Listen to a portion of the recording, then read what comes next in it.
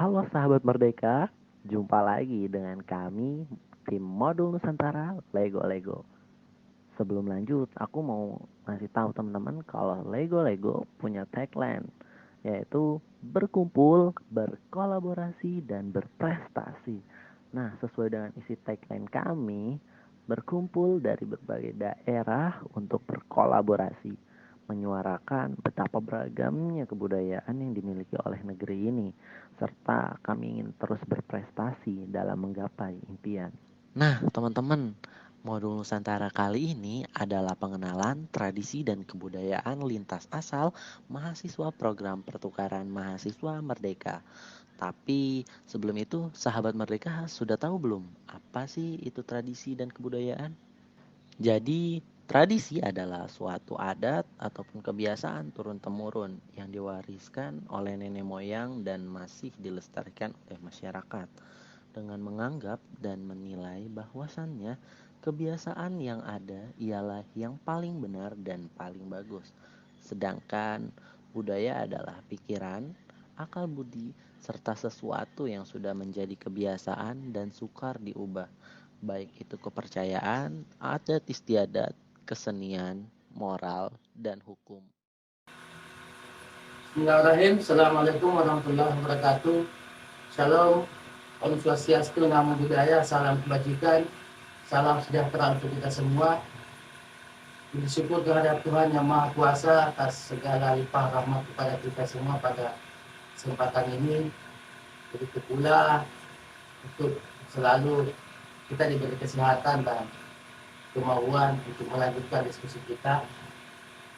Sahabat-sahabat sekalian, pada pertemuan kali ini kita mencoba untuk mengangkat tema, sebetulnya konsepnya adalah kenali budayaku, sehingga tentu masing-masing dari kita yang sangat heterogen ini berasal dari bahasa yang berbeda, tentu keyakinan yang berbeda, dan kita disatukan pada satu kelompok yang kita namai dengan Lego-Lego ini tentu membawa pengalaman, baik itu pengalaman kebudayaan yang mungkin sampai sejauh ini menjadi sesuatu yang digeluti di lingkungannya.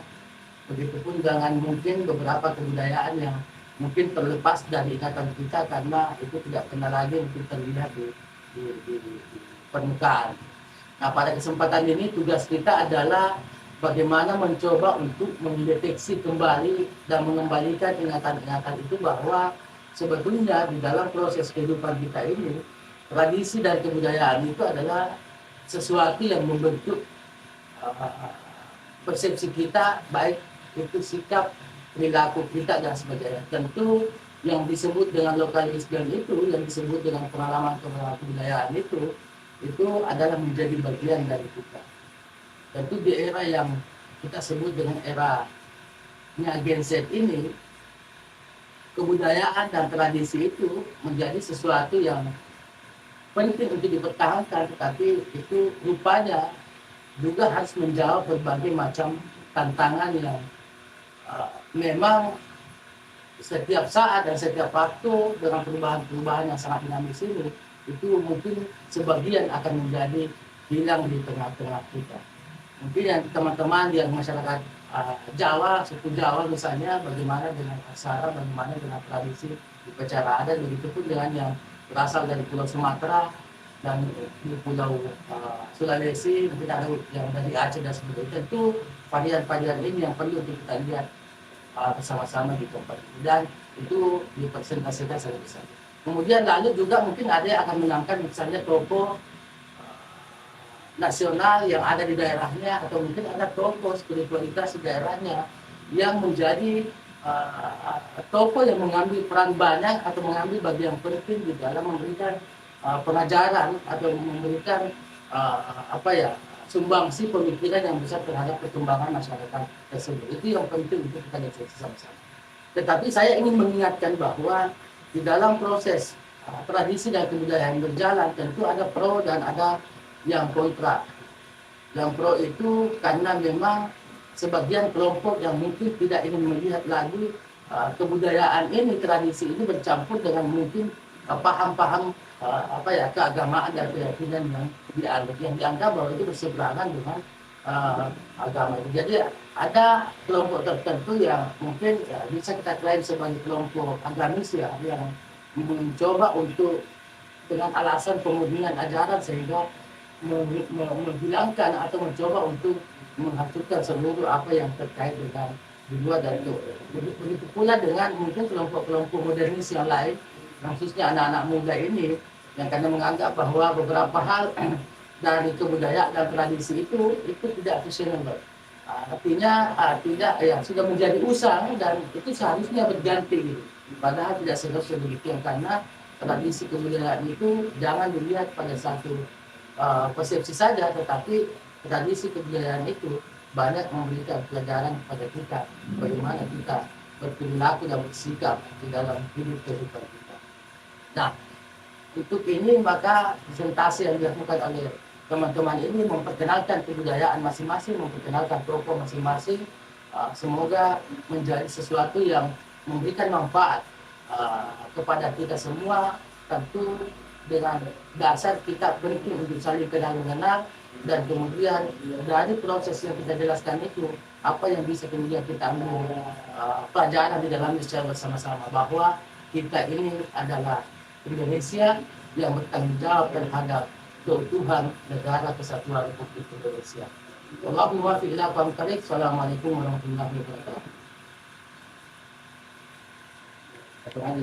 Nah, teman-teman Merdeka, dari sini sudah paham kan apa itu tradisi dan kebudayaan.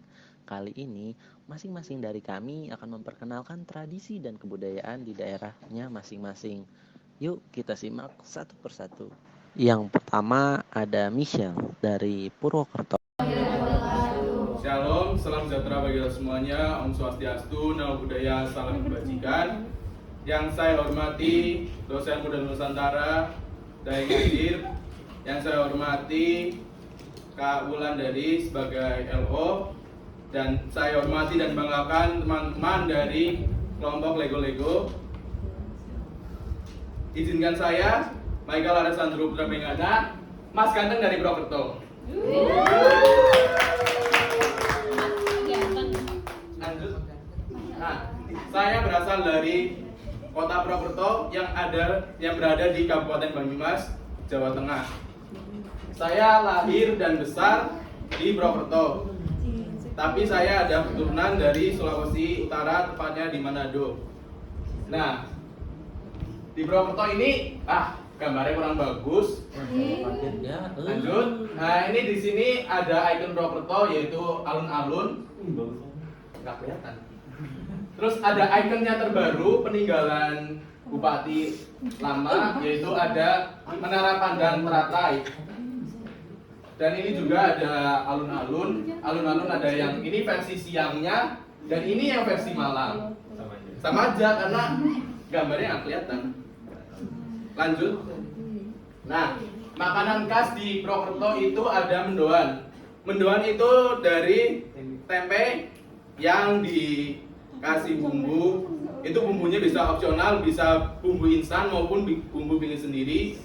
Bumbu bikin sendiri itu terdiri dari bawang merah, bawang putih, habis itu garam, terus ada tepung terigu. Digoreng langsung sampai sesuai selera, bisa mateng atau bisa setengah mateng.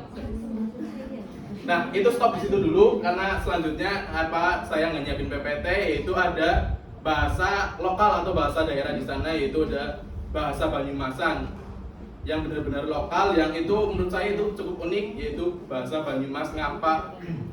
Contohnya, aku itu inyong atau nyong. Terus kalau kamu itu bisa kulo, bisa panjenengan, itu yang sopan banget. Terus kalau itu iki. Terus kalau ini kembali gitu harus itu iku, itu iki, itu ini. Mohon maaf ya, pembukaan itu jelas-jelas sangat-sangat tidak bagus untuk pembukaan.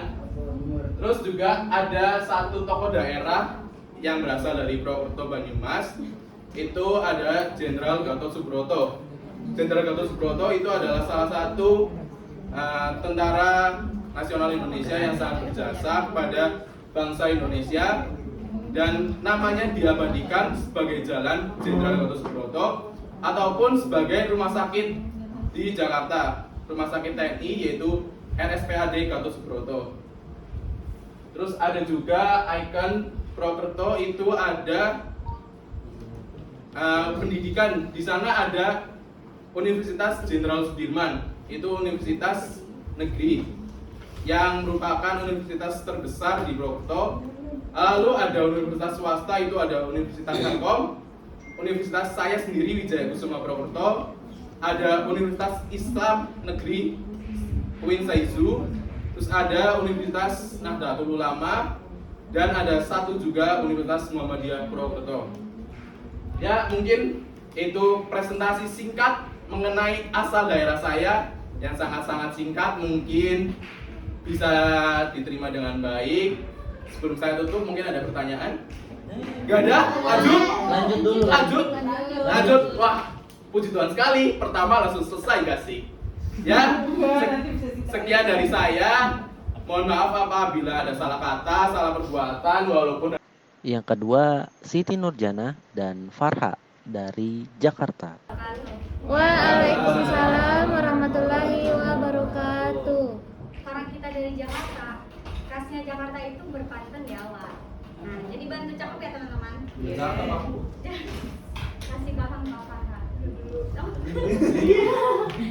Gimana Mami? Di dalam rumah jangan bebenah. Di depan teras ada pun petek. Kenalin Ayah Farha dan Jana, bakal ngenalin budaya Jakarta.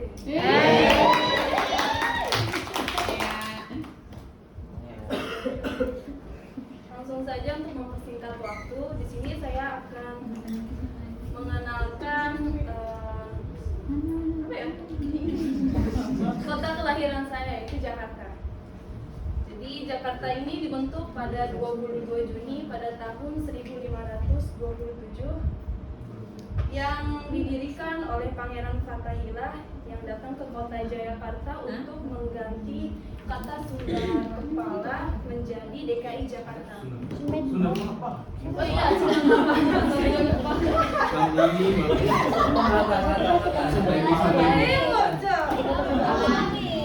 Oke, lanjut. Jadi penamaan Jakarta ini dimulai pada abad ke-5 Masehi. Pada waktu itu Jakarta dikenal sebagai kota pelabuhan kecil yang bernama Sunda Kelapa. Ya. Kenapa sih bisa disebut Sunda Kelapa? Pada abad ke-14 DKI Jakarta ini dikenal sebagai Sunda Kelapa, yang dimana pada saat itu Sunda Kelapa ini berada di kawasan Hindu Pajajaran. Terus ya. Yang memberi nama DKI Jakarta ini adalah Syarif Hidayatullah. Beliau ini menantunya Pangeran Fathaillah. Ya, beliau yang berhasil membumi hasungkan wilayah Sunda Kelapa. Sebelum ibu kota Jakarta ini namanya Yogyakarta.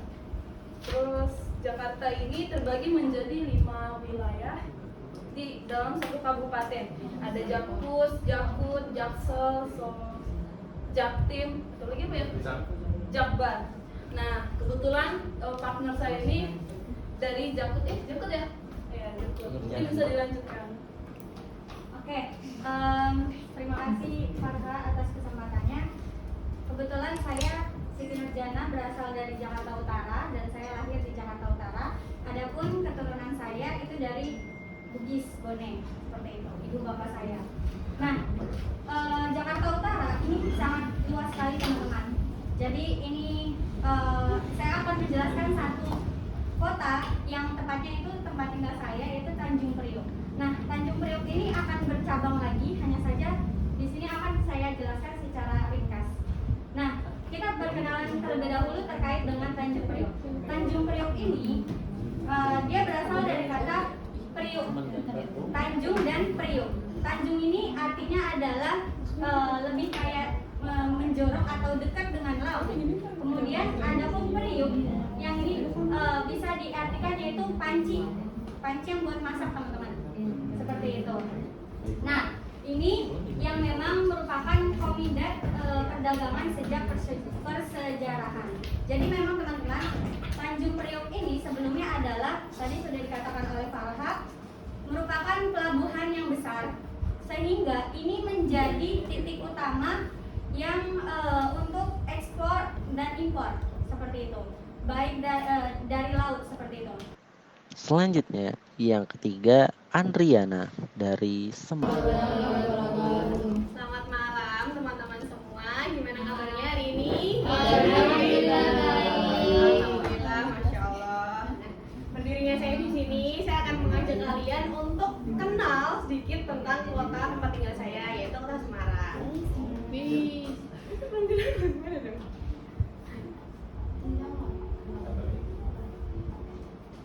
Andriana, di sini dulu ya.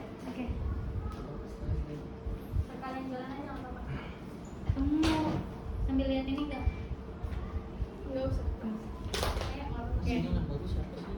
Seperti yang kita tahu, kalau Jawa Barat punya kota Bandung sebagai ibu kotanya, kalau Jawa Timur punya kota Surabaya, Jawa Tengah sendiri itu ibu kotanya kota Semarang, ya. Nah, luas total wilayah kota Semarang itu sendiri 373,70 km persegi dengan jumlah penduduknya pada pertengahan tahun 2023 ini sebanyak 1.693.035 jiwa. Nah, karena penduduknya itu padat ya, jadi kepadatannya itu mencapai 4.500 jiwa per kilometer persegi. Nah ya, untuk kota Semarang itu terbagi atas dua bagian, Semarang Ngisor sama Semarang Dhuwur. Semarang bawah dan Semarang atas ya. Kalau Semarang bawah itu downtown-nya, jadi pusat pemerintahan, pusat layanan masyarakat, ada pusat hiburan juga. Nah, di bawah ini juga ada sungai besar yang ngalir, yaitu Kali Garang, terus Kali Beringin. Nah, kalau musim hujan itu pasti banjir. Nah, terus kalau Semarang atas itu perbukitan, meliputi kecamatan Gajah Mungkur, Candisari, Banyumanik, Tembalang. Nah, rumah saya di Banyumanik ya. Tapi saat ini Kecamatan Banyumanik itu, karena di Banyumanik itu ada Undip, kalian tahu Undip? Di Di Penogoro yang banyak masalah. Kan itu kan sangat terkenal ya, jadi dia jadi pusat aglomerasi penduduknya, jadi banyak, sekarang tuh udah rame banget, terus kayak macet gitu loh. Terus julukannya kota Semarang itu ada kota Atlas, Port of Java, sama kota Lumpia. Nah, kita bakal fokus ke Port of Java-nya ya. Dari abad 7, kota Semarang itu udah jadi pelabuhan Pulau Jawa, selain dari Jakarta dan Surabaya. Nah, karena hal ini, akulturasi budaya etnis, pribumi, dan pendatang, akhirnya ada Cina, Jawa, Arab, pesisir, dan keturunannya. Terus, di Semarang sendiri, jadi masyarakatnya tuh sangat heterogen. Nah, oleh karena itu, ini ngaruh ke keseniannya, sajian kulinernya, terus religinya juga, sama arsiteknya juga. Next.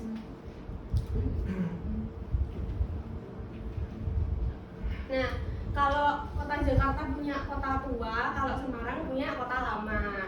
Kota lamanya Semarang itu dulu tuh bangunannya bener-bener kayak Belanda banget. Jadi dia ada julukannya Little Netherlands.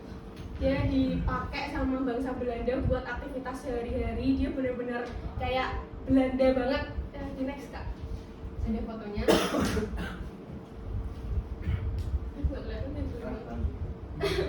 Itu dulu ya, dulu tuh bener-bener kayak Belanda banget. Nah, sekarang karena kotanya udah makin dibangun, ditambah-tambahin lagi, jadi kayak gini. Next kak. Jadi ramai banget ya.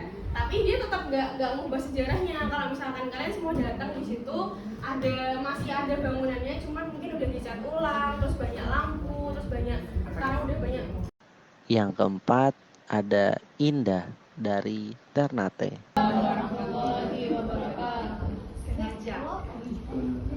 Mau ke video modelannya nggak? saya ambil judul kenali sejarah di kota. Tema ini saya angkat sebagai pemberitahuan kepada semua teman-teman bahwa di Ternate merupakan satu kota kecil tetapi banyak meninggalkan sejarah. Oke, saya lanjut boleh.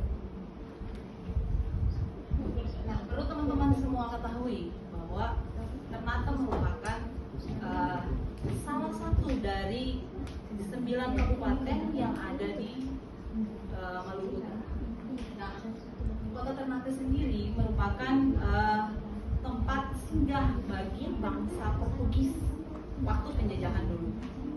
Karena kenapa mereka menjajah Indonesia? Salah satu alasan penjajahan di negara Indonesia ini adalah menguasai apa? Rempah-rempah. Nah, rempah-rempah itu adanya di Maluku. Ya, Maluku itu satu kajian mereka mengkaji mengenai dengan asal mula rempah-rempah yang cengkeh itu ternyata itu asalnya dari Ternate. Maluku juga termasuk dari Ternate. Asalnya dari Ambon, kemudian Ternate, dan satu adalah Makian. Oke, saya sengaja mengangkat benteng Kalamata. Ini adalah namanya benteng Kalamata. Salah satu benteng peninggalan Spanyol waktu itu. Mereka datang ke Ternate hanya untuk menguasai rempah-rempah yang ada di Ternate, dan mereka membangun satu benteng. Benteng, dalam maksud mereka membangun benteng ini adalah sebagai bentuk pertahanan mereka dan juga sebagai tanda bahwa mereka datang dan menguasai kepulauan itu. Karena di Maluku Utara itu termasuk daerah kepulauan. Kota Ternate juga terdapat di satu kepulauan. Dia pulau-pulau tersendiri. Nah, lanjut, ini adalah benteng Toloko. Dia berada paling, kalau ada jalan-jalan ke Ternate, salah satu destinasi wisata yang sudah dijadikan destinasi sejarah wisata itu adalah benteng Toloko. Lanjut. Bukan. Masih atas benar. Yang kedua adalah benteng Orange. Apa Orange? Nah, kita kenal di Makassar ya. Nanti mungkin akan kita ke sana ya. Jelas. 2 minggu lagi. Itu. Di Ternate juga ada Fort Orange namanya. Ini adalah peninggalan Belanda, di mana tempat ini dijadikan salah satu markas sebelum berpindahnya markas IOC ke Kota Jakarta. Nah, awalnya mereka menjadikan tempat ini sebagai tempat perdagangan, kemudian tempat tinggal, dan lain sebagainya. Di dalam benteng ini terdapat peninggalan sejarah, yaitu kuburan noni Belanda, kemudian penjara, dan sebagainya. Dan sekarang ini Fort Orange sudah dijadikan tempat wisata tersendiri, gitu. Tempat wisata di Kota Ternate. Oke, lanjut. Yang ketiga adalah benteng Kalamata. Benteng ini tepat sekali di bibir pantai di Kota Ternate. Jadi pas kita di ujung sini, ya saya sekali ya, di sini pemandangannya bagus sekali. Soalnya kita bisa melihat Kota Tidore dan Maitara. Ternyata Spanyol memang benar-benar membangun kota ini, benteng ini agar mereka bisa melihat langsung Tidore. Karena waktu itu Tidore dengan Ternate ada cekcok. Ya Allah, ini belajar sejarah. Lanjut. Nah, yang terakhir adalah benteng Castella. Sebenarnya masih banyak lagi benteng yang ada di Ternate. Cuma saya mengangkat 4 benteng ini. Banyak sekali. Kenapa? Karena kalau saya bahas semuanya benteng yang ada di Maluku Utara terlalu banyak. Tidak cukup waktu. Nah, yang terakhir adalah benteng Castella. Ini merupakan benteng paling bersejarah bagi orang Ternate. Ini ada tulisannya di sini, Jauh Mofamare. Artinya Tuhan dan rakyat. Tuhan dan rakyat. Karena kenapa? Ini adalah benteng saksi dibunuhnya Sultan Hairun. Ya, Sultan Hairun dibunuh di sini, dan di depannya ini ada tubuh, cuma tidak terlihat. Ada ada tugu yang sengaja dibangun oleh pemerintah untuk mengenang bahwa disitulah digantungnya Sultan Hairun di benteng ini. Saksi sejarah, dia sebagai saksi bahwa anaknya Sultan Babullah turun bersama pasukan untuk mengambil mayat ayahnya, tergantung pas di depan pintu masuk benteng Kastela. Oke, mungkin di situ saja penjelasan saya mengenai dengan destinasi wisata sejarah di Kota Ternate. Oke, dan sekian dari saya. Assalamualaikum warahmatullahi wabarakatuh. Yang kelima ada Bambi dari Lampung. Selamat pagi semua. Malam. Malam semua ya. Kalau di Lampung itu namanya kalau saya bilang tabibun, apa teman-teman semua jawabnya ya pun. Ya pun. Oke, tabibun. Ya pun. Izin KLO dan rekan-rekan semuanya, pada kesempatan malam hari ini izinkan saya Bambi dari Kusuma menjelaskan mengenai daerah saya, yaitu Lampung. Saya adalah suku Jawa yang tinggal di Lampung. Jadi saya lahir itu di Lampung. Jadi dulu tahun 1980 orang tua saya pergi ke Lampung untuk bertransmigran, yaitu program dari pemerintah. Bapak Soekarno itu,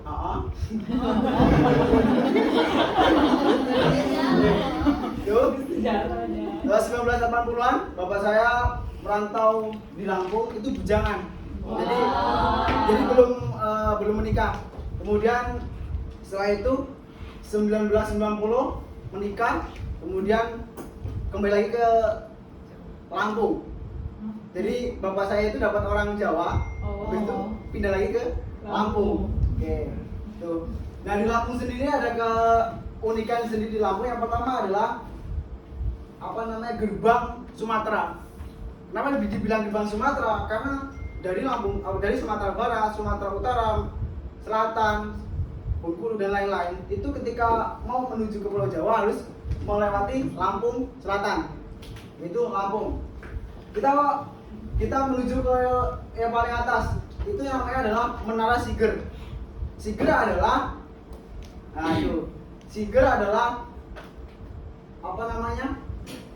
topi khas dari Lampung, digunakan untuk pernikahan di suku Lampung, yaitu ketika pernikahan antara kedua mempelai, baik itu putra maupun putri. Nanti ada fotonya sendiri. Nah di Siger itu sendiri ada 9 menara. Ada yang kecil juga di depan di ujung itu ada yang kecil juga, ada 9 menunjukkan bahwa angka yang paling besar adalah angka 1 sampai 2 sampai 10. Itu yang angka paling besar adalah 9.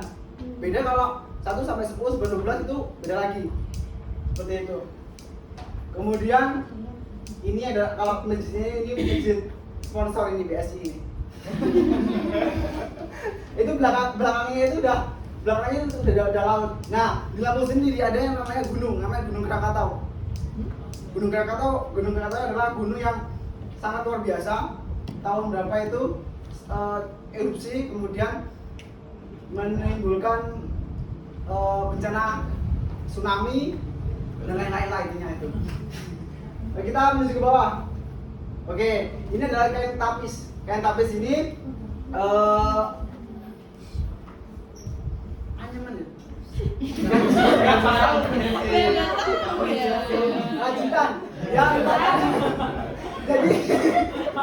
jadi kain tapis ini adalah kain khas dari Lampung. Kain ini bermotif ada gajah. Di Lampung itu ada gajah. Gajah itu di Waikambas. Kainnya itu bukan kain sembarangan, melainkan dari emas. Itu gunanya itu emas. Masya Allah. Oke, kita ke bawah. Ini adalah kita sampai sini. Nah, ini contoh pakaian adat pernikahan di suku Lampung, namanya pepadun. Pepadun itu adalah suku yang ada di pegunungan. Yang di Lampung, kalau di suku pegunungan di Lampung itu Lampung Barat, pesisir, itu pegunungan. Dari pegunungan itu ada namanya perkebunan. Yang keenam ada DDI dari Majalengka. Membawakan materi mengenai tentang mengenal tokoh Kiai Haji Abdul Halim. Beliau adalah seorang tokoh beliau adalah tokoh pahlawan yang mendirikan pendidikan di Majalengka khususnya. Next slide.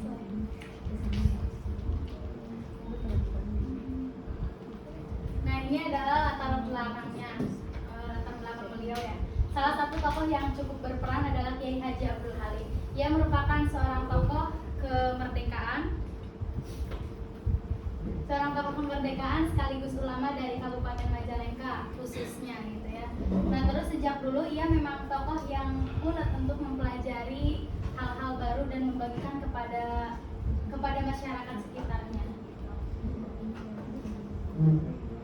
Terus Kiai Haji Abdul Halim ini memang sudah mulai dekat dengan ilmu keagamaan sejak usianya yang masih balita. Mengingat ia lahir dan tumbuh di lingkungan pesantren, serta sang ayah yang juga merupakan penghulu tersohor di kawasan Jatiwangi khususnya di daerah Aku gitu ya. Membuat dirinya kerap mendapatkan berbagai pelajaran keagamaan yang cukup dalam. Nah, lanjut.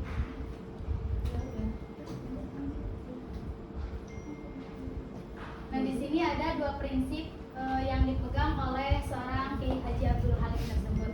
Nah, di sini ada dua prinsip di sini. Yang pertama memegang prinsip mandiri dalam hidup, terus yang kedua mencetak generasi Islam di Majalengka.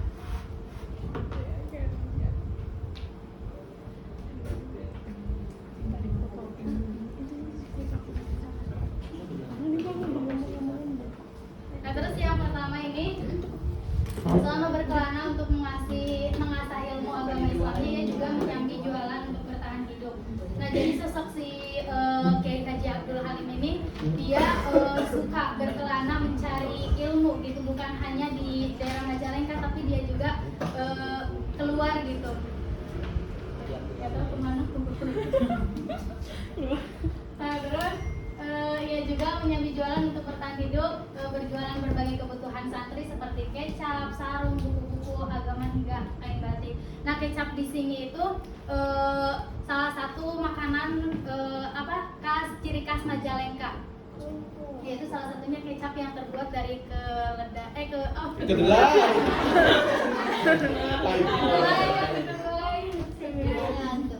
Terus ia memang selalu menerapkan prinsip kemandirian sebagai modal untuk bertahan hidup bagi para santrinya di kemudian hari. Nah, terus sosok beliau ini karena beliau ini adalah seorang ulama besar gitu ya di Majalengka, jadi sehingga beliau sekarang udah wafat ya. Udah wafat. Nah, terus beliau ini karena memang panutan gitu ya bagi santri-santrinya, sehingga sampai sekarang itu kebiasaan santrinya itu ketika setiap malam Jumat Kliwon selalu diziarahi. Ziarah. Terus yang kedua, mencetak generasi muda Islam di Majalengka. Di tahun 1911, ia terus berupaya membangun generasi muda di Majalengka agar memiliki pemikiran yang maju untuk melawan penjajah Belanda yang semakin semena-mena. Ia mendirikan sebuah lembaga pendidikan bernama Majelis Ilmu di Majalengka. Selain mendirikan lembaga pendidikan Islam, ia juga mendirikan organisasi pemuda Islam bernama Hayatul Qulub untuk membentuk generasi remaja yang cinta majelis ilmu. Udah? Cukup sekian dan terima kasih presentasi yang saya sampaikan. Kurang lebihnya mohon maaf. Assalamualaikum warahmatullahi wabarakatuh. Oke, terima kasih. Yang ketujuh, Farid dari Belitung. Sebelumnya perkenalkan, saya Farid Akmal. Saya akan memperkenalkan sedikit tentang Belitung. Nah, Belitung sendiri itu saya tinggal sejak tahun 2013 di Belitung, dan saya sebenarnya lahir di Ciamis, Umpalai Raja, lalu pindah ke Jakarta, Bekasi, lalu Belitung. Dan saya kuliah di Bangka. Nah, Belitung sendiri sekarang itu udah memiliki 17 objek wisata yang telah ditetapkan oleh UNESCO sebagai UNESCO Global Geopark. Nah, diantaranya itu yaitu ada Jurus Berang. Kenapa ditetapkan ini banyak geopark di Belitung itu? Karena di Belitung itu kan banyak timah. Jadi ini salah satu bentuk kayak perbaikan gitu dari timah-timah yang diambil dari Pulau Belitung lalu dibuat sebagai tempat wisata. Nah, ini adalah Jurus Berang. Terus yang kedua, jangan bisa slide. Nah, yang kedua ini masih sama Jurus Berang. Jadi di tengah-tengah ini dulunya itu sebagai tempat orang ngambil timah. Nah, dijadikan sebagai objek wisata di sininya. Lanjut. Nah, ini ada Terong Tourism Village atau Desa Terong. Desa Terong juga sama dijadikan sebagai tempat wisata. Ini Kuala. Ini di tempat ini hutan mangrove. Jadi ada hampir sama ini di pesisir pantai dekat sama Tanjung Tinggi ini ditanami mangrove. Lanjut. Kalau ini Bukit Pramun, ini salah satu objek wisata baru yang ada di Belitung dan ditetapkan sebagai geopark UNESCO Global Geopark. Selanjutnya ini Tanjung Pelayan.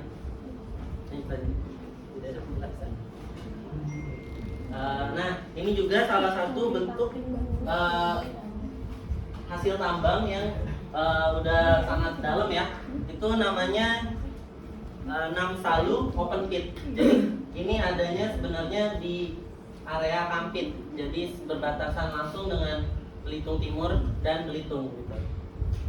Lanjut. Nah, ini adalah Bukit Lumut. Jadi ya isinya lumut gitu guys. Kenapa ditetapkan dia? Karena mungkin seperti itulah. Lanjut. Habis. Oke. Terus yang sisanya saya bacakan itu ada Gunung Tajam. Terus ada Bukit Beginda, Batu Beginda. Batu Beginda itu dia ada 2 batu, jadi ada batu cowok dan batu cewek. Nah, di situ tuh bentuknya batunya cowok dan batunya satunya kayak cewek. Nah, ceweknya tuh kayak ada kondenya gitu. Nah, itu bisa dibedain kalau teman-teman semua datang ke sana. Terus ada salah satu batu yang memang tidak boleh dinaiki, yaitu batu yang ceweknya. Jadi kalau kita mau naik ke atas hanya boleh batu yang cowok dinaiki. Terus ada Pantai Punai sama Pantai Burung Mandi. Terus ada hutan hangat Desa Cendil. Itu aja. Terus lanjut ke makanan yang khas dari Belitung itu ada rusip namanya. Nah, rusip ini salah satu makanan olahan fermentasi. Ya, fermentasi. Nah, jadi ikan itu difermentasi. Bahannya itu ada ikan teri, garam, gula aren, air gula aren sama air keras nasi. Nah, bayangin air keras nasi itu air. Tapi katanya enak dan saya nggak pernah nyoba. Terus untuk proses buatnya itu dia ikannya yang pasti dibersihin ya. Ikannya itu ikan teri, yang bukan itu ikan teri yang masih hidup gitu. Yang apa? Masih ikan, bukan ikan asin teri gitu. Nah, ikan teri itu terus kayak dicuci bersih, terus dikasih garam sambil diremes-remes. Terus dicampurkan dengan air gula aren sama air keras nasi itu dimasukin ke dalam botol gitu guys. Nah, dimasukin ke dalam botol, didiamkan selama seminggu atau 2 minggu.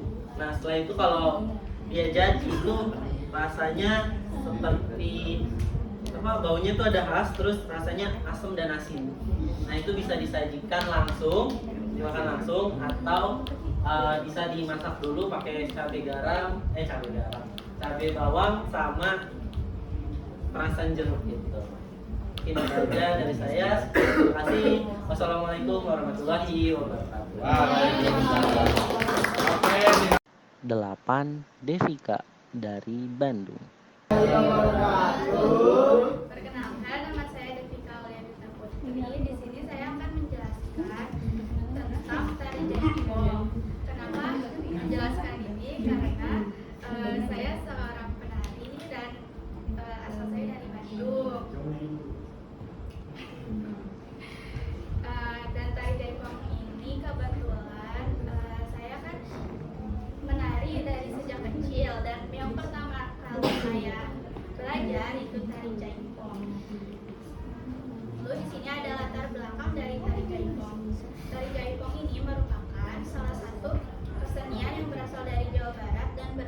Jepang di Bandung.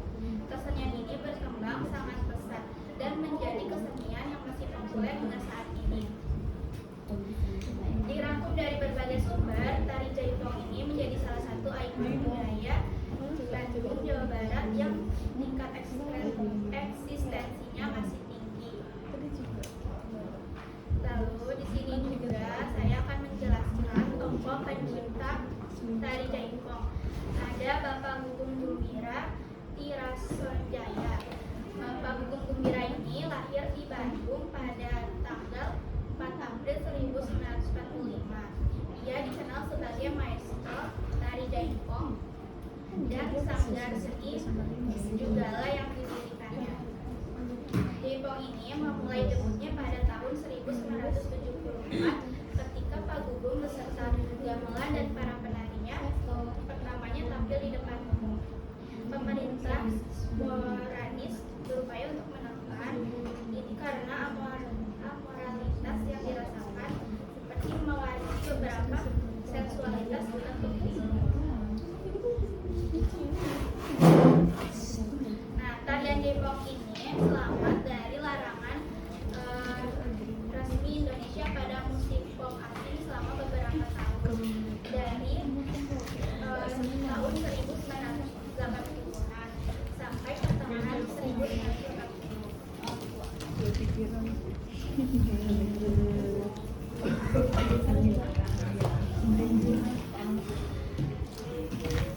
Lalu ada penjelasan dari tari jaipong ini, yaitu sebuah tari kreasi yang sangat unik, menarik, dinamis, dan identik dengan kata erotis.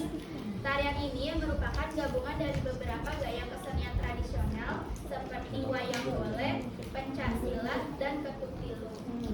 Dalam pementasan kata jaipong yaitu kata atau ucapan yang meniru bunyi pukulan gendang yang terdengar seperti blang tingpong. Dari bunyi tersebut terinspirasi dan lahir sebuah nama jaipong.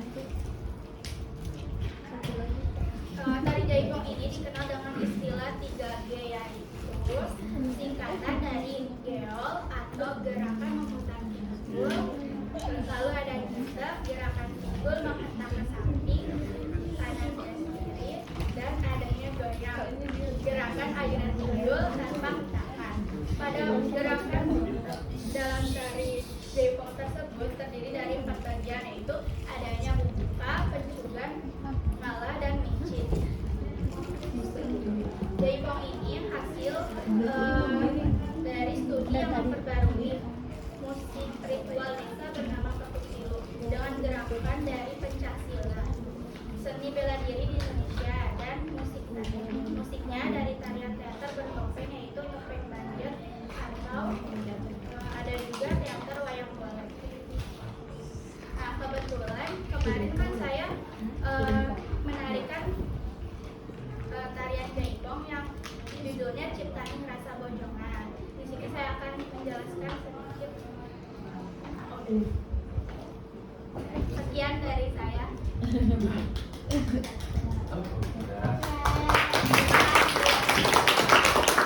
Selanjutnya yang ke-9 ada Iksan dari Kuningan. Selamat malam semuanya.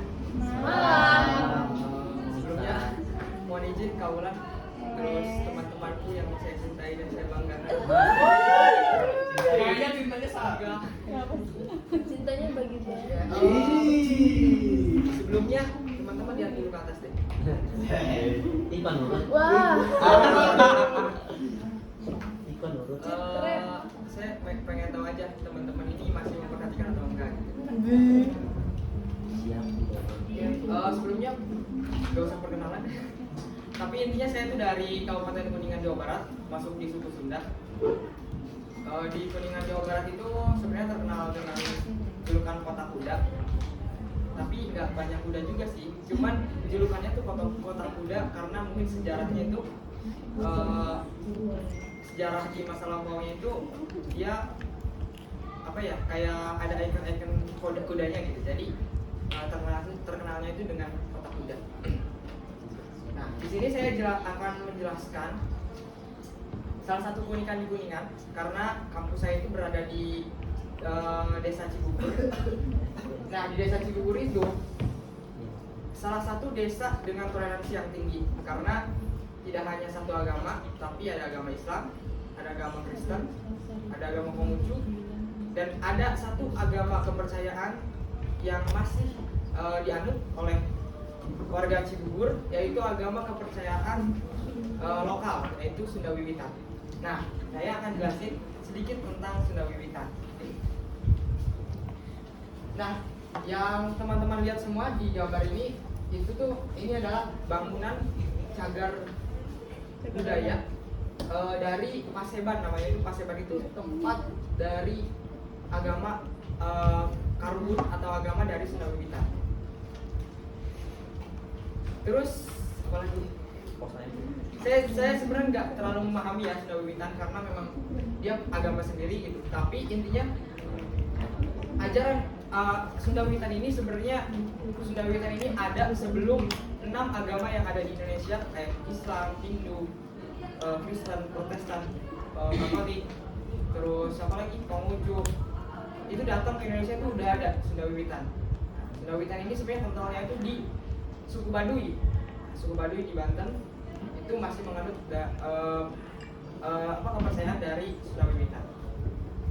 Bagi next. Nah, ini cagar budaya nasional Paseban, Tri Parca Tunggal. Nah, dia tuh punya trilogis. Trilogisnya itu hubungan antara manusia dengan Tuhan, manusia dengan manusia, dan manusia dengan alam. Sama aja seperti Islam gitu kan, ada hubungan hablum minallah, hablum minannas, hablum minal alam, dan satu tambahan di Islam mungkin ada tauhid gitu. Ya. Masya Allah. Allahu Akbar. Terus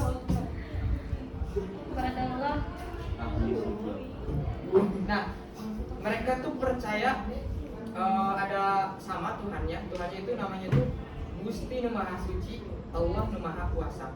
Artinya itu yang tak dapat dilihat dengan mata tetapi dirasa dengan hati, Maha segala yang bergerak dan berusik di dunia ini. Nah, itu. Kalau teman-teman semua mau ikut, login aja. Boleh. Deh. Terus apa lagi? Ya nggak tahu. Nah, ya intinya itulah, karena mau jelasin budaya, kayak mau jelasin budaya, mau jelasin pariwisata, nanti dikiranya promosi budaya, promosi pariwisata, jadi jelasnya ini aja. Masih dikit. Dah, teman-teman semua, terima kasih atas perhatiannya. Ditutup. Bila terkurangnya, wassalamualaikum warahmatullahi wabarakatuh. Waalaikumsalam warahmatullahi wabarakatuh. Terima kasih Kak Aiksa. Yang ke-10 ada Dila dari Banjarnegara. Selamat malam teman-teman. Salam sejahtera bagi kita semua. Perkenalkan, saya Dila Puspitasari. Saya akan menjelaskan secara singkat tentang kota kelahiran saya, yaitu Banjarnegara. Langsung saja ke sejarahnya. Banjarnegara itu adalah wilayah yang dijuluki sebagai Kota Dawet Ayu. Dengan luas wilayah 1.669,73 km persegi, terbagi 20 kecamatan, 12 kelurahan, dan 266 desa. Banjarnegara ini sebagai pembatasan kabupaten antara Kabupaten Pekalongan, Kabupaten Wonosobo di bagian timur, dan di bagian baratnya itu ada Kabupaten Banyumas dan Kabupaten Purbalingga. Di bagian selatannya juga ada Kabupaten Kebumen. Nah, jadi di Banjarnegara ini memiliki asal usul, namanya itu Banjar. Banjar itu artinya sawah dan negara itu artinya kota. Jadi Banjarnegara adalah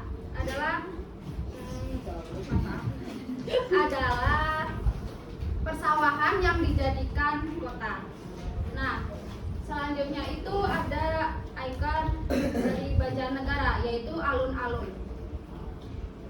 Dan juga ada slogannya, yaitu Banjarnegara Gilar-Gilar, yang mewakili 9 aspek kehidupan seperti bersih, tertib, teratur, indah, aman, nyaman, tentram, dan sopan dan sehat. Makanannya juga kemudian ada makanan dan minuman khas Banjarnegara. Makanannya itu ada buntil. Buntil itu isian yang dibungkus dengan daun singkong, daun pepaya atau daun talas air yang diikat menggunakan tali tipis terbuat dari bambu. Nah, minumannya itu adalah dawet ayu. Kemudian ada kebudayaannya. Yang pertama itu ada embek atau kuda lumping. Nah, kuda lumping ini sebagai pertunjukan yang menggabungkan unsur musik, tari, dan drama dalam suatu rangkaian acara. Dalam pertunjukan embek, musik yang dimainkan biasanya menggunakan alat musik tradisional seperti gamelan, kendang, dan sarong. Yang kedua itu ada lengger. Lengger itu tarian yang melibatkan pakaian warna-warni yang mencolok. Instrumennya itu gamelan, gong, kendang. Dijadikan sebagai upacara adat, pernikahan, dan festival budaya. Selanjutnya itu ada pariwisata. Wisatanya itu candi di Dieng. Salah satunya adalah Candi Arjuna yang menjadi simbol kepariwisataan di Dieng. Candi ini juga jadi tempat yang sangat sakral. Berdasarkan prestasi yang dulu pernah ditemukan di kompleks Candi Arjuna ini, kemungkinan Candi Arjuna dibangun pada awal 9 Masehi. Sebenarnya ada candi lainnya seperti Candi Semar, Candi Sirikandi, Candi Puntadewa, dan Candi Sembadra. Selanjutnya di Dieng juga ada Sumur Jalatunda. Sumur Jalan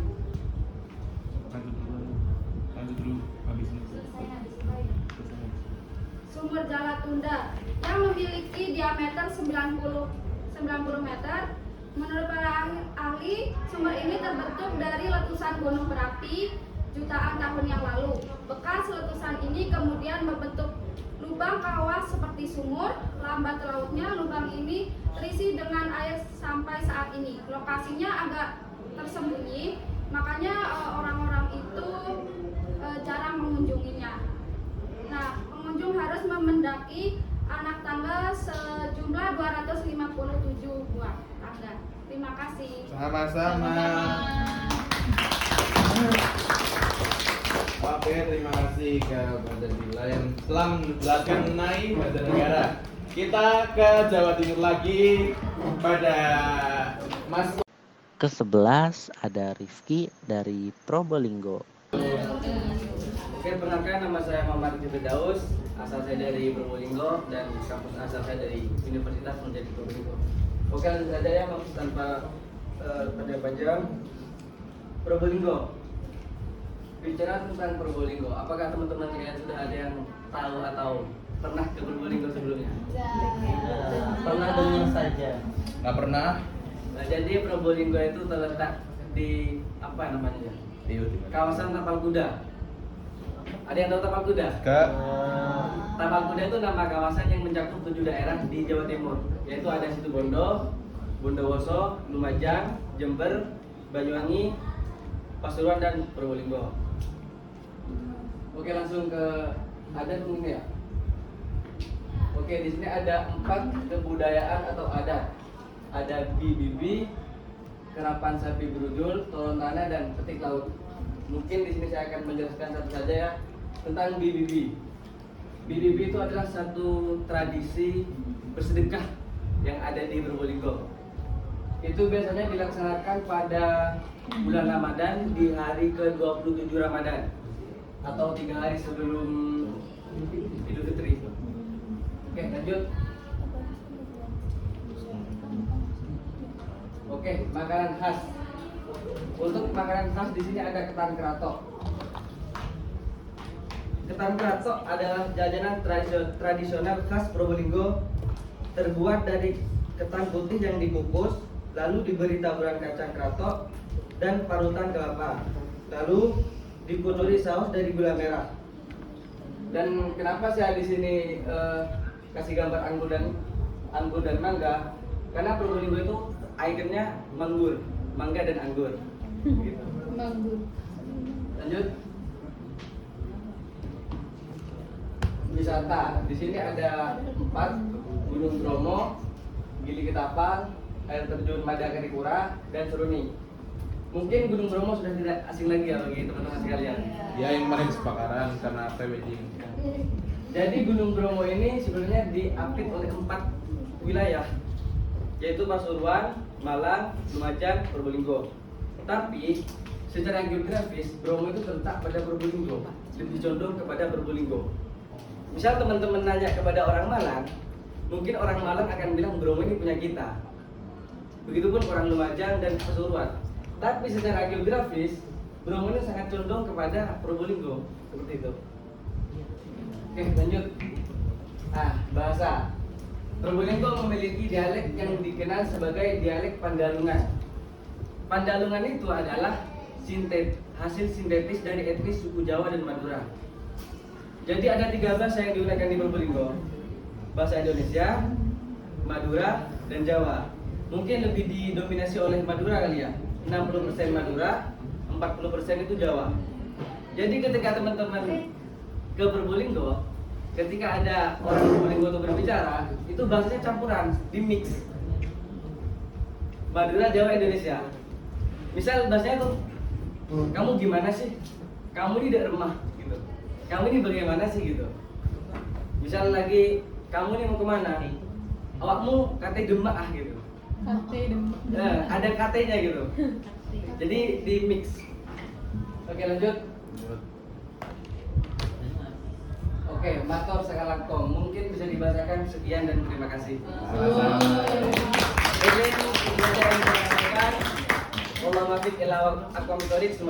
warahmatullahi wabarakatuh. Yang ke-12 ada Dinda dari Bogor. Assalamualaikum warahmatullahi wabarakatuh. Waalaikumsalam warahmatullahi wabarakatuh. Selamat malam teman-teman. Jadi aku ingin menjelaskan tentang wilayah yang aku tinggali. Asal aku itu dari Bogor.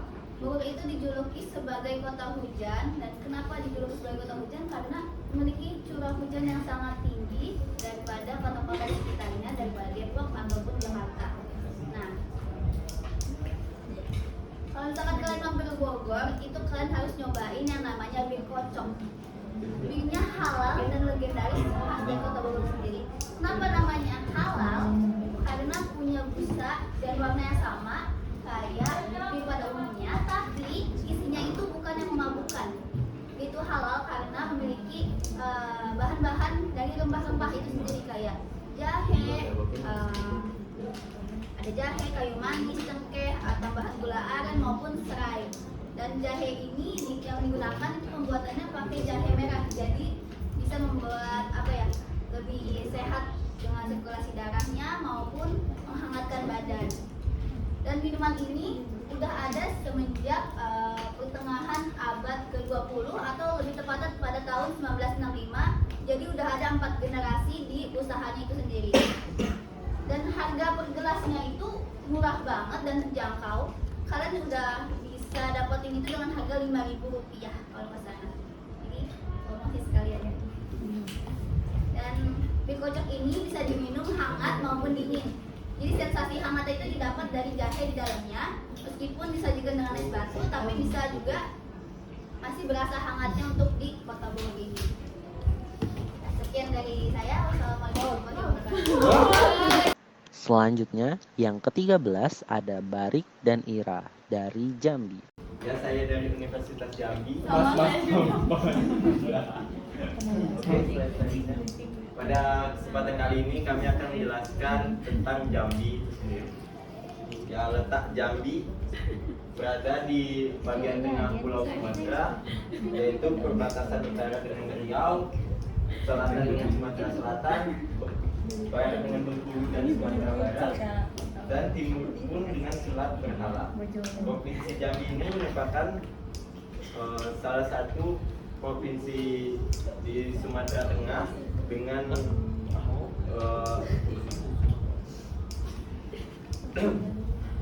dengan tanggal pembuatannya yaitu 6 Januari 1957.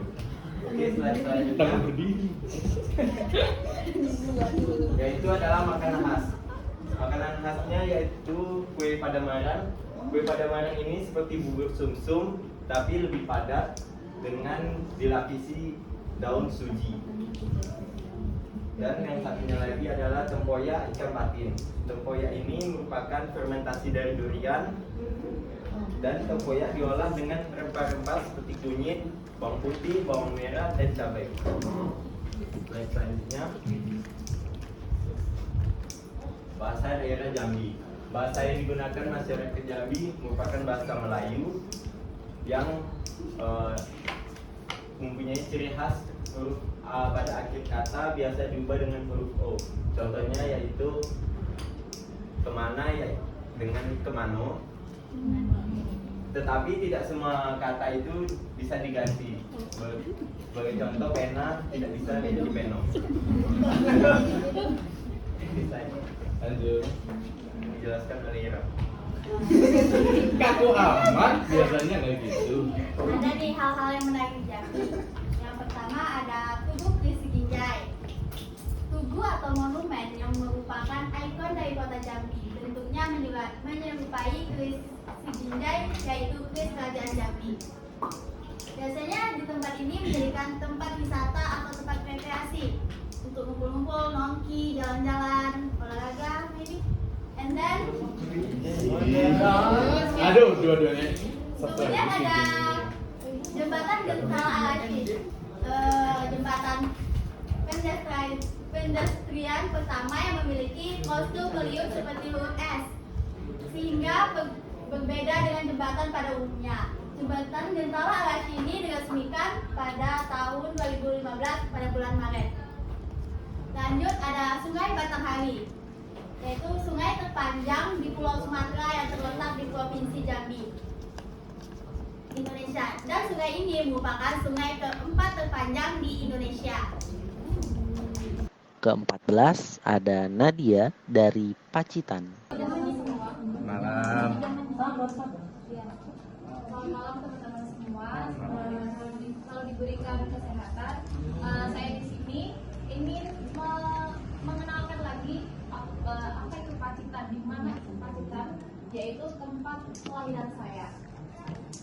Yang pertama ada lengkapnya, Pacitan merupakan sebuah kabupaten yang terletak di ujung barat daya Provinsi Jawa Timur dan secara astronomis seperti itu dapat dibaca sendiri. Lalu luas wilayah Pacitan adalah 1.389,87 km persegi yang dibagi menjadi 12 kecamatan dan pusat pemerintahnya adalah di kota Pacitan sendiri. Lalu ada batas-batas wilayahnya yang di sebelah utara ada Ponorogo, selatannya ada Samudra Hindia, baratnya ada Kabupaten Wonogiri dan timurnya ada Kabupaten Trenggalek. Lalu asal usul kota Pacitan, kenapa nama kota ini dinamakan Pacitan? Asal mula nama Pacitan adalah berasal dari bahasa Jawa yakni Pacewetan. Pace adalah buah mengkudu dan wetan adalah arah mata angin menghadap timur atau etan. Kisah asal mula Pacitan ini tertuang atau berada dalam sastra Jawa bernama Babat Tanah Pacitan. Sedikit saja, Babat Tanah ini menceritakan tentang seorang pangeran yang mengungsi akibat adanya perang Palihan Nagari, yang beliau itu kalah lalu melari ke sebuah daerah kosong, dan di situ dia itu merasa lemah lalu diberikan sebuah seperti ramuan, yang ramuan itu terbuat dari buah pace atau buah mengkudu tadi dan dimasak oleh abinya atau pengawalnya yang bernama Sprongko. Nah, setelah dia itu meminum itu badannya yang awalnya lemah dia menjadi kuat, dan lama kelamaan karena di daerah tersebut belum ada penduduknya, dia lalu menamai daerah tersebut dengan nama Sapangetan dan sering disingkat dengan Pacitan yang lama-lama akhirnya menjadi Pacitan. Lalu, nah seperti yang di awal saya tadi, Pacitan Paradise of Java. Pakistan merupakan kota kecil yang terkenal dengan keindahan alam. Yang pertama dari Goa Gok atau yang pertama dari goa-goanya yang disebut juga 1001 goa. Dan selain goa ada juga pantai-pantai yang tak kalah menarik. Yang pertama yang saya ambil itu ada goa yang paling terkenal adalah Goa Gok. Goa ini berlokasi di Desa Bomo, Kecamatan Gunung, dan dapat ditempuh dalam waktu 44 menit. Kenapa nama ini diberikan nama Goa Gok? Karena batu-batu yang di dalam goa itu dapat berbunyi seperti gong, jadi mengeluarkan suara.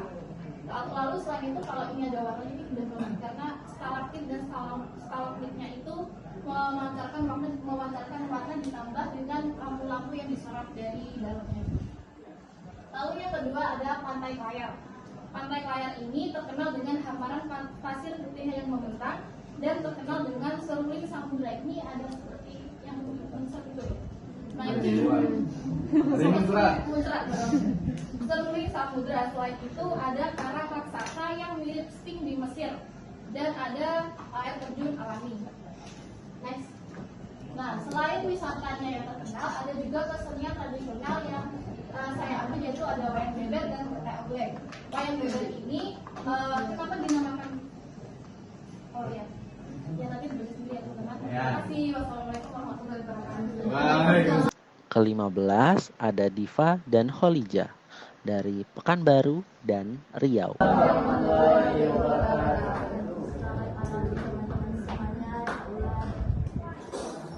Di sini kami dari Provinsi Riau akan memperkenalkan adat dan tradisi di kota kami.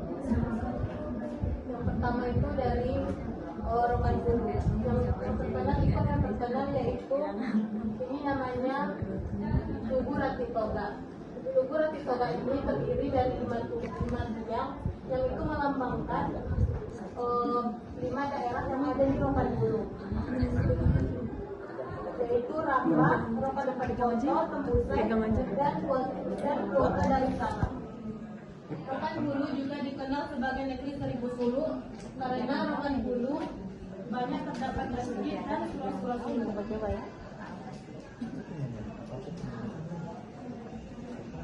Nah, yang kedua ada Masjid Islamic Center. Masjid ini adalah masjid. Selain tempat beribadah, masjid ini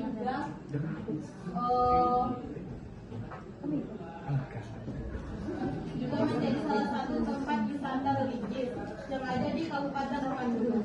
Pada tahun 2015, masjid ini menjadi masjid terbaik yang ada di Indonesia. Masjid ini juga memiliki menara setinggi 99 meter, lambang dari Asmaul Husna dan tasbih. Selanjutnya dilanjutkan oleh Kak Diva.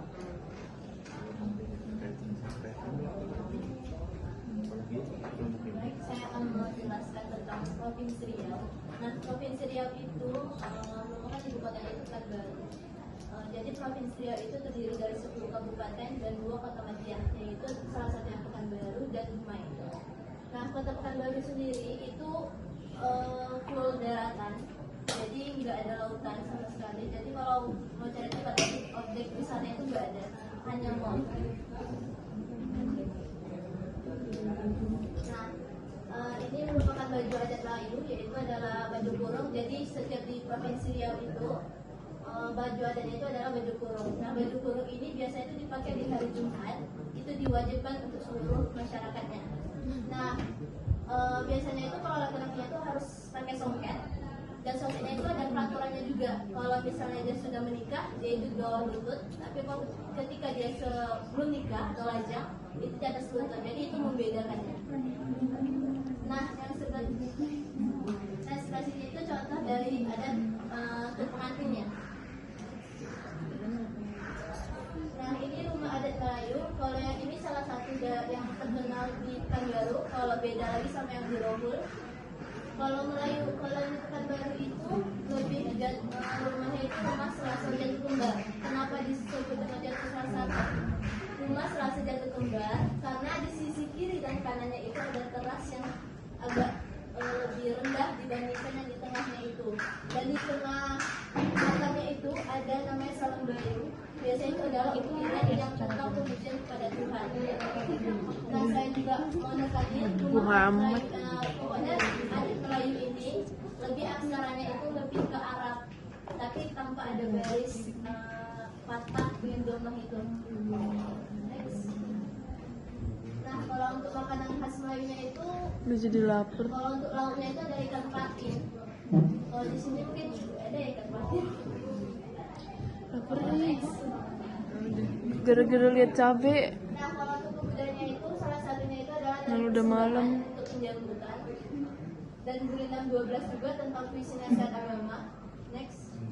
Lanjut yaitu ada juga tentang petang mugang, itu adalah penyambutan atau mandi balimau sebelum bulan puasa.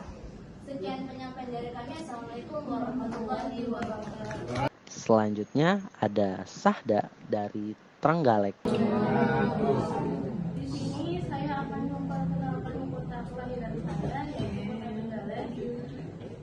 Kota Trenggalek itu biasanya disebut dengan kota gaplek. Gaplek itu adalah singkong yang dikupas lalu dikeringkan selama 1-3 hari, kemudian disimpan sebagai cadangan makanan. Gaplek biasanya ditumbuk dan digiling kemudian dimasak seperti nasi yang biasanya disebut sebagai tiwul.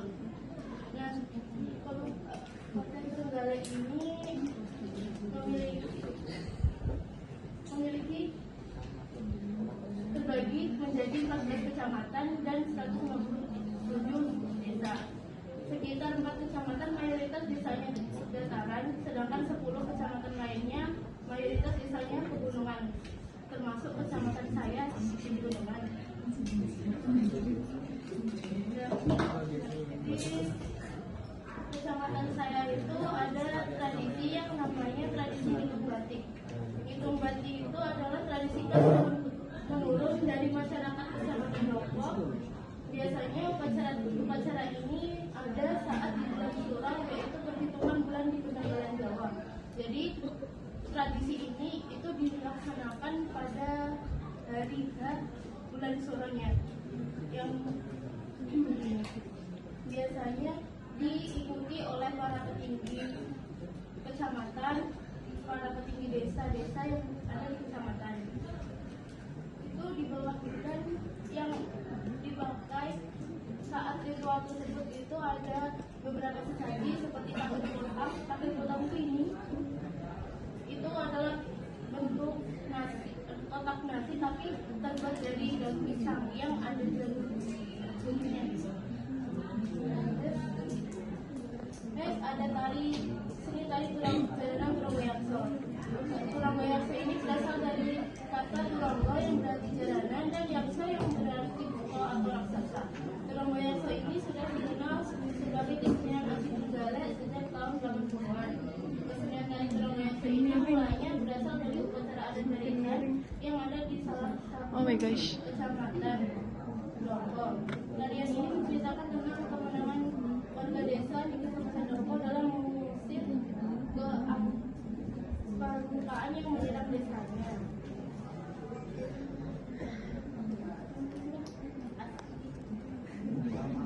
Dan yang terakhir ada Ina dari Aceh. Bahkan saya akan menjelaskan sedikit tentang dan tradisi dan tempat sejarah di Aceh. Nah, masjid ini adalah masjid Raya Baitul Rahman, yaitu masjid yang sudah ada semenjak Kesultanan Iskandar Muda. Ini adalah salah satu peninggalan kerajaan Dahulu di Aceh. Dan ini juga yang tetap berdiri kokoh ketika tsunami di Aceh pada 2004.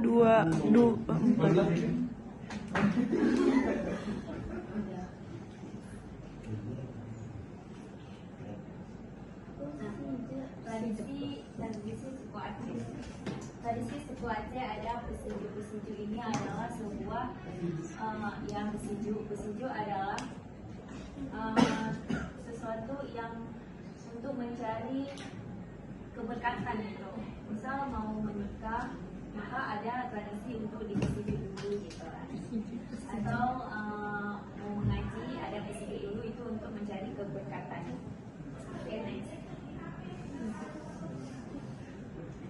baju adat Aceh yaitu dinamai dengan gulai bala. It's my Kalau dream pada campus. laki-laki itu namanya Lito Barong, kalau pada perempuan namanya Dara Batu. Dan itu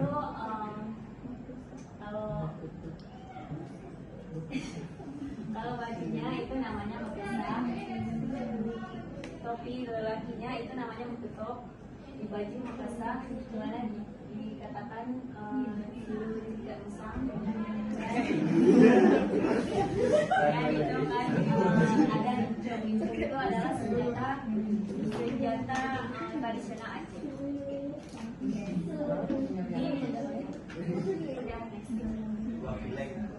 Bacanya pilek. Makanan khas Aceh ada buah keli, bukan pilek, keli. Jadi itu adalah makanan khas Aceh yang identiknya dengan kelapa yang difermentasikan. Itu ada sayur, berbagai sayur-sayur dan itu. Kemudian ada kearifan yaitu makanan yang bisa dijadikan oleh-oleh dari Aceh. Dan ini adalah salah satu tempat sejarah di Aceh, yaitu ini tempat Taman Budropang, yaitu Ratu atau Sultanah Aceh, istri dari Sultan Iskandar Muda. Ini dibuat oleh Sultan Iskandar Muda untuk kesenangan istrinya. Sekian dari saya. Terima kasih. Assalamualaikum warahmatullahi wabarakatuh. Nah, teman-teman Merdeka sudah menyimak kan pengenalan tradisi dan kebudayaan dari masing-masing orang di kelompok kami. Sebelum kami tutup, mari dengarkan beberapa pemaparan pengetahuan dari dosen modul Nusantara Lego-Lego, Bapak Muhajirin. Ya kan? Berarti konsepnya itu lebih kepada penciptaan sesuatu dalam konsep batin. Makanya itu bedanya tradisi budaya akan sangat kelihatan. Karena budaya itu bukan hanya produk pemikiran. Seperti tradisi, adat, kebiasaan, kebudayaan, upacara-upacara bukan hanya, tetapi juga produk dari spiritualitas. Makanya ada disebut dengan spiritualitas budaya. Di sini bedanya. Tugas kita adalah bagaimana mencoba untuk menjaga kedua variabel penting ini menjadi bagian dari kita NKRI ini. Itu tugasnya sebetulnya. Karena kalau menyebut kata budaya dengan tradisi itu memang selalu ada dua kontra sebetulnya. Kontranya yang mana? Itu akan mendapat hantaman dari orang dengan gaya berpikir yang modernis. Biasanya dari orang yang menemukan konsep tradisi dan kebudayaan dengan gaya berpikir yang modernis, itu biasanya menganggap beberapa hal di dalam tradisi dan kebudayaan itu biasanya unfashionable, misalnya, kan? Misalnya dia usang, misalnya, kan banyak hal kan. Kemudian mungkin dia akan menghilang dengan sendirinya karena ada pengerusan tren baru, budaya baru, ideologi baru dan sebagainya. Kalau dia mendapat kontra dari kaum agamis, di sini tanda kutip ya, bedakan kaum agama dengan konsep pemahaman agama dengan kaum agamis, beda. Ya? Kaum agamis itu biasanya labelingnya adalah bukan hanya di Islam, tetapi juga dalam Islam, Kristiani, Puritanisme, Reformis, nanti cek mereka, itu juga memiliki pemikiran yang sama. Bahwa sebetulnya ada kelompok tertentu di dalam kaum agamis ini, bukan agama ya, kaum agamis ini, yang mencoba untuk melihat bahwa tradisi dan kebudayaan. Dengan pemaparan materi kami sangat takjub dengan begitu banyaknya tradisi dan budaya di Indonesia. Untuk itu, teman-teman Merdeka selalu lestarikan dan jaga harta kita yang paling berharga, yaitu budaya leluhur kita. Oke teman-teman, kami sudahi dulu ya modul Nusantara kami kali ini. Sampai jumpa di video kami selanjutnya. See you.